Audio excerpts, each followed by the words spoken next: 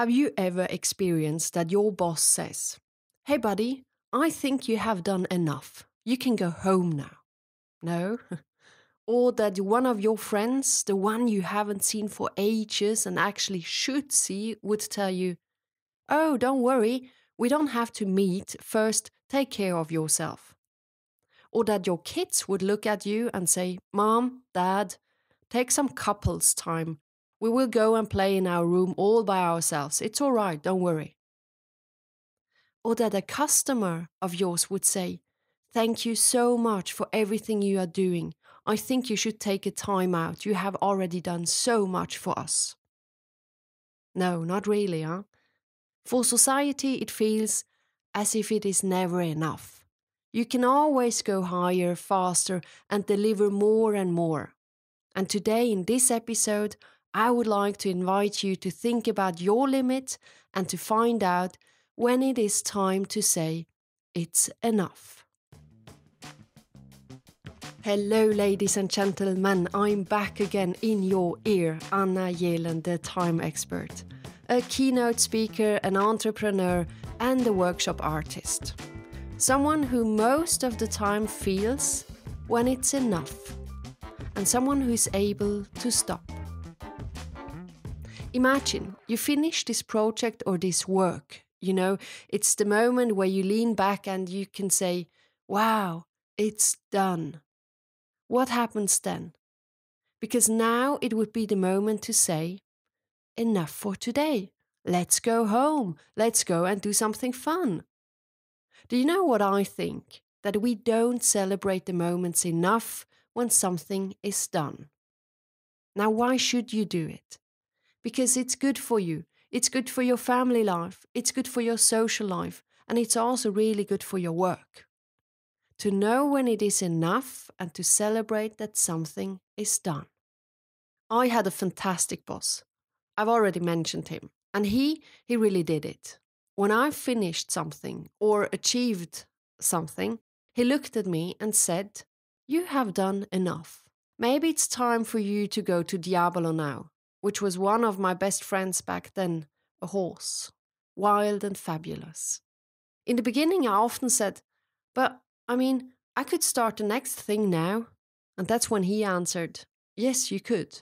But look, I believe that you've done great work here, and I think that it could be enough for today, and that you could go and celebrate this by, for example, going for an unexpected ride with Diabolo." So, off I went. Why should we do this? Because we need a rhythm, and we can go full throttle, but we also need to calm down. Remember the podcast, How to Slow Down and Keep Calm? Go and listen to it if you haven't done it yet, because it talks about switching modes. And that is what it is all about when we talk about it's enough. At the moment, we live in a society where we never really feel the limit of it's enough. It's rather more and more and more, higher and faster. As Leo Babauta writes in his blog, create space between things. Add padding to everything. Do half of what you imagine you can do. We tend to cram as much as possible into our days. And this becomes stressful because we always underestimate how long things would take. And we forgot about maintenance tasks like putting on clothes, preparing meals, etc. We never feel we have enough time because we try to do too much. But what would it be like if we did less? What would it be like if we padded how long things took so that we have the space to actually do them well, with full attention and by single tasking it? What would it be like if we took a few minutes pause between tasks to savor the accomplishment of the last task, to savor the space between things, to savor being alive? It's nice written, isn't it? Now I will ask you this. When you lie in bed at night and you ask yourself, what do I remember doing today, and was that satisfying? You will have those images coming into your mind of moments you do remember. And most of the time we remember moments which are filled with an emotion and where we are in full awareness. I'm not that sure if that is the case when we are working on our tasks on the to-do list. And I think we spend a lot of time with the checking of the boxes of our to-do lists. So that is why I want to say a few words on this topic. Let's talk about this never-ending to-do list, which many of us know very well. If life shall be filled with moments you one day will remember, then you need to take a break from all the to-do tasks sometimes. Imagine you spend your days chasing to-do lists. It may seem wise to keep going until you've checked off the last item on it. But the thing is, this will drive you mad. First, because your to-do list will only get smaller for a moment. There will be new things on it very soon. And second, because often the to-do lists are not filled with the real big stuff, with the real important stuff. The other thing is, listen to your inner clocks. Personally, if I work too long on my to-do list, my brain will turn to mush. And I'm happy that I'm noticing this quite fast. Just imagine this, which I read in the book called The One Thing. When everything feels urgent and important, everything seems equal. We become active and busy, but this doesn't actually move us any closer to success. Activity is often unrelated to productivity, and busyness rarely takes care of business. Also from the book The One Thing, I read this.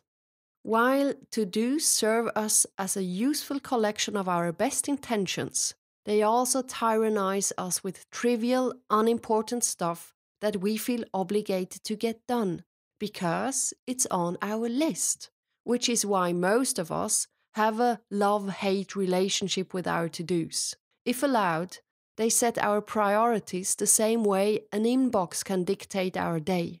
But most inboxes overflow with unimportant emails masquerading as priorities. Tackling these tasks in the order we receive them is behaving as if the squeaky wheel immediately deserves the grease.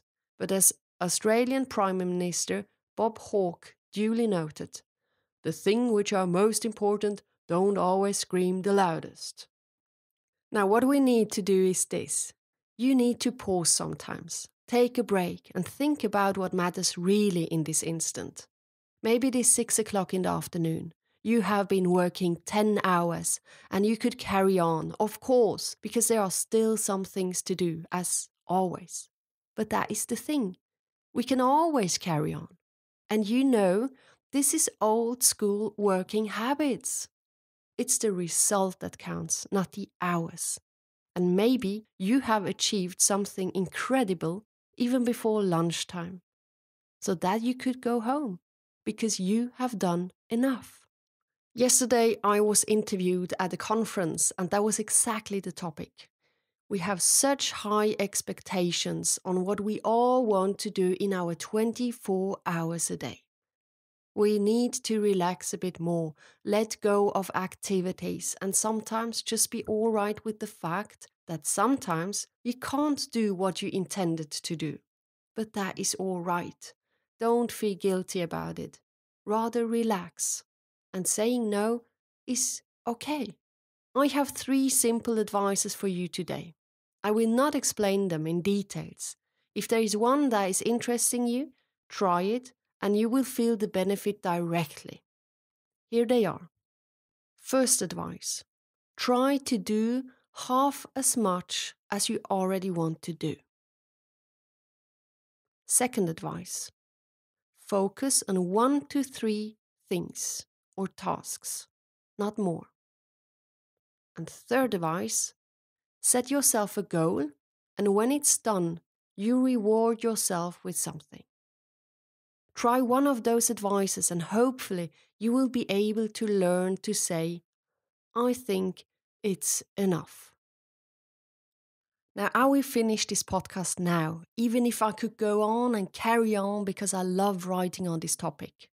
But you know what? Yesterday we finished a huge thing. If you go and have a look at the Book Me page on my homepage, www.anna,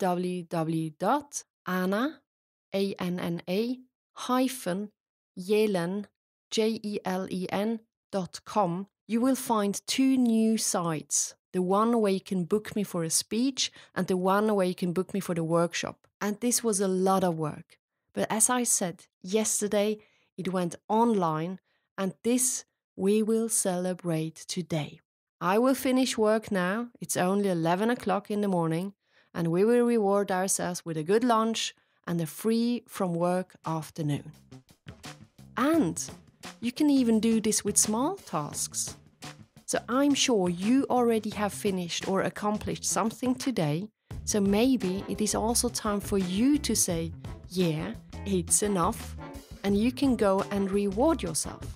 This is being kind to yourself. And I know you deserve this, for sure. You do so much already, so yes, you earned the moment to say, it's enough. Take care, my dear listeners out there. Until next week, thank you for being here. Bye.